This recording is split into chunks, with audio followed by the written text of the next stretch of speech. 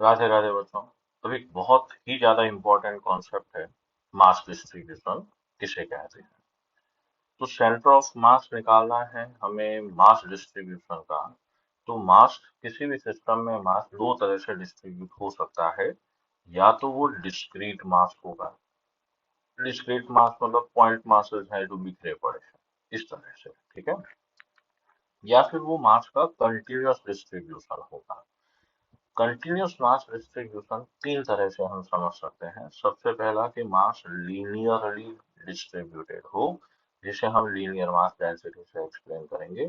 For example एक धागा, धागे में मास, नूडल्स में मास उसकी लेंथ में डिस्ट्रीब्यूटेड होता है। तो लीनियर मास डेंसिटी का मतलब मास पर यूनिट लेंथ, ठीक है।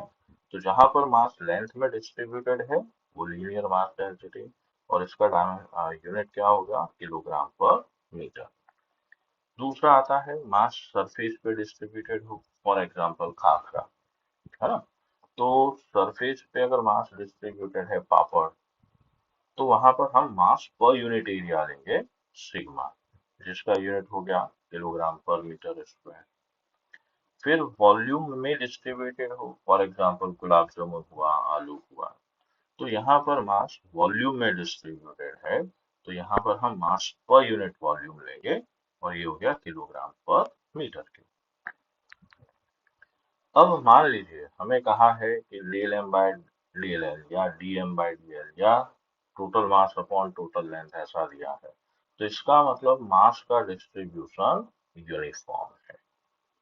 और अगर एवरेज लीनियर मास डेंसिटी और mass linear mass density at a point बराबर नहीं है, तो ये नॉन यूनिफॉर्म डिस्ट्रीब्यूशन है। किसी भी सिस्टम का सेंटर ऑफ मास निकालने के चार स्टेप्स होते हैं। सबसे पहला हमें एलिमेंट कंसीडर करना होता है। अब एलिमेंट क्या है? एलिमेंट वो छोटे से छोटा पार्ट है जिसका कंटिन्यूअस कंटिन्यूअस प्लेसमेंट करने पर एक प्रॉपर मैनर में, है ना, प्लेसिंग इन अ डिफाइनाइट मैनर, उससे वापस अपने को वो बॉडी मिल जाती है जो बॉडी हमने रखी थी पहले। तो this is the smallest part whose continuous placing in a definite manner constitute the body. Second step में हम आते हैं कि हमें उस एलिमेंट का मास निकालना है। थर्ड एलिमेंट में हम RCM is equal to integral RDM divided by integral DM करेंगे।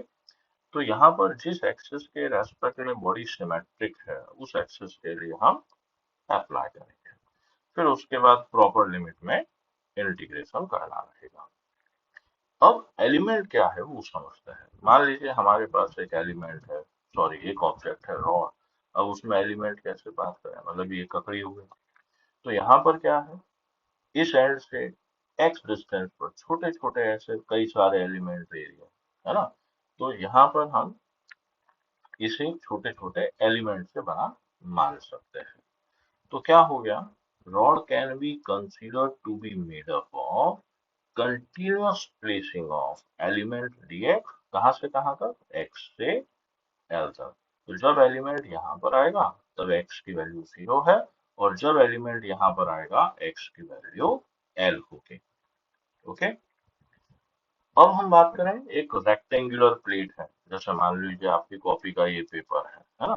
तो इसमें देखो ये ऐसे पैरेलल लाइंस है। तो हम ऐसी किसी भी पैरेलल लाइन की छोटी सी स्ट्रिप को मान सकते हैं जो यहाँ से लेकर यहाँ तक डिस्ट्रीब्यूटेड है। तो मान लीजिए हमने एक रेक्टेंगुलर शीट ली जो कि x इक्वल टू 0 से x इक्वल टू l, मतलब उसकी लेंथ l है और उसकी विड्थ b है। तो इसको हमें मानना है। तो यहाँ पर हमने एक छोटे से रेक्टेंगुलर स्ट्रिप ली जिसकी यहाँ से डिस्टेंस x है और ये थिकनेस dx है, और इसकी विड्थ वही है जो हमारे पास भी है। तो हमारे पास में ये रॉ प्लेट ऐसी कई सारी स्ट्रिप से मिलकर बनी मानी जा सकती है, ठीक है। अच्छा, ये जो dx होता है ये इतना छोटा होता है कि हम यहाँ पे वेरिएशन को कांस्टेंट मान सकें। सर्कुलर प्लेट, जैसे प्याज की स्लाइस, ठीक है ना। तो इस सर्कुलर प्लेट को हम कई सारी छोटी छोटी रिंग्स से, जिसकी रेडियस स्मॉल r है, थिकनेस dr है, इनसे बना मान सकते हैं।